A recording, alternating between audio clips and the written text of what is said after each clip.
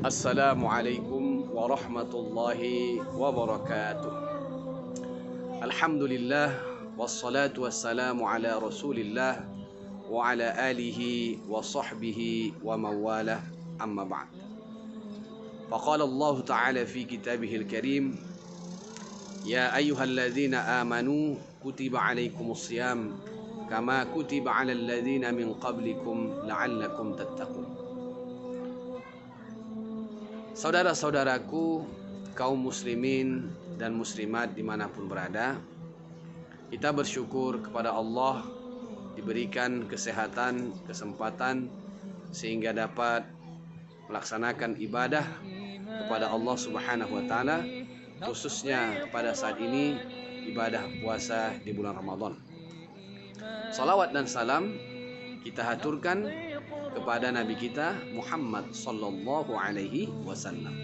Semoga kita senantiasa istiqamah menjalankan sunnah-sunnah Rasulullah sallallahu alaihi wasallam. Ikhwati fillah rahimakumullah, pada hari ini insyaallah kita dalam keadaan sehat walafiat. Semoga Allah Subhanahu wa Ta'ala senantiasa melimpahkan rahmatnya kepada kita sehingga tidak ada satu kekurangan apapun, terutama dalam masalah kesehatan. Amin ya rabbal alamin. Di dalam Al-Quran, seperti yang saya bacakan tadi, ada ayat yang mewajibkan ibadah puasa sebagaimana sudah kita hafalkan bersama-sama. Saya ingin mengajak saudara-saudaraku untuk mentadabburi ayat ini. Mari kita baca. A'udzubillahi minasyaitonirrajim. Ya ayyuhalladzina amanu kutiba alaikumus shiyam kama kutiba alal ladzina min qablikum la'allakum tattaqun. Artinya, wahai orang-orang yang beriman, telah diwajibkan kepada kamu berpuasa sebagaimana telah diwajibkan kepada orang-orang sebelum kamu. Mudah-mudahan atau semoga kamu menjadi orang-orang yang bertakwa.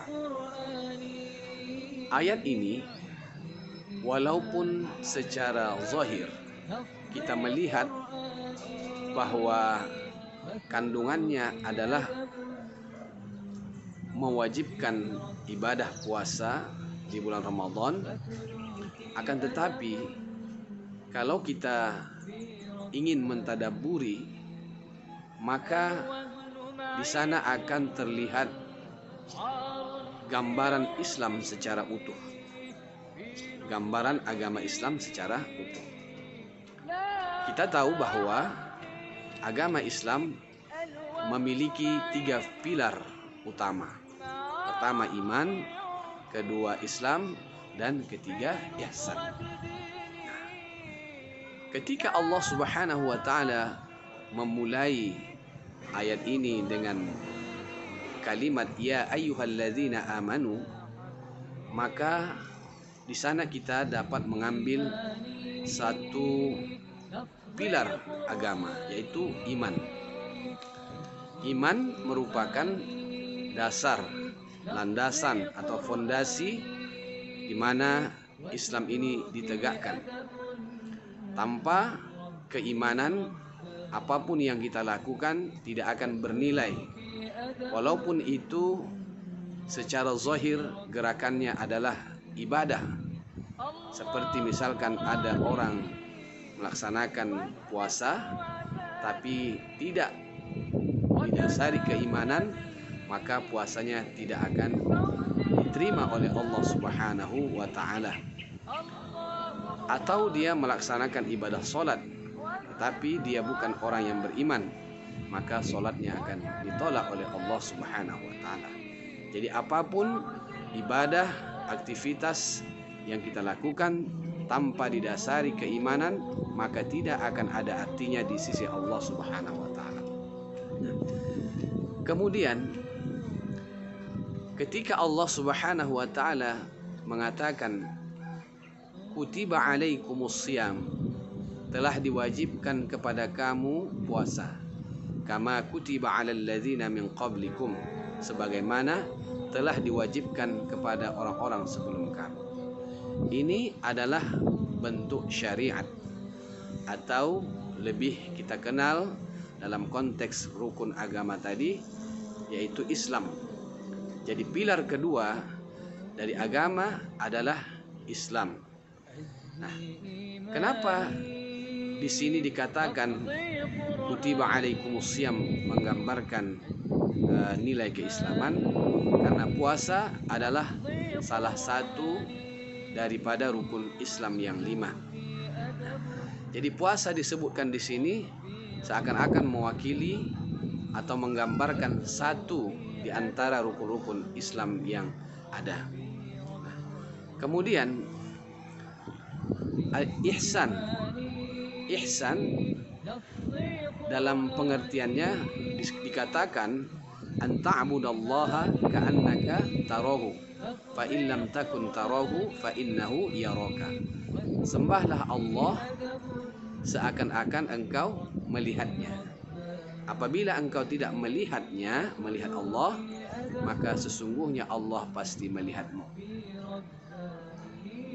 Nilai takwa setelah melaksanakan ibadah puasa membentuk pribadi-pribadi yang selalu menyadari keberadaan Allah dimanapun ia berada.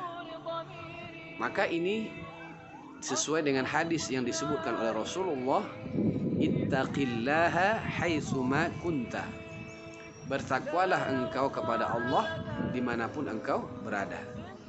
Takwa tidak melihat tempat, di masjid, di pesantren, di majelis ilmu, di pasar, di jalanan. Seorang yang telah bertakwa, dia akan menyadari Allah ada, Allah memperhatikannya dimanapun ia berada. Inilah makna ihsan.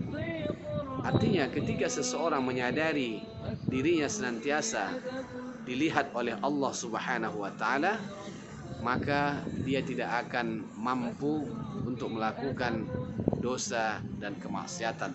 Sebaliknya, dia justru selalu bersemangat untuk melaksanakan perintah-perintah Allah Subhanahu wa taala.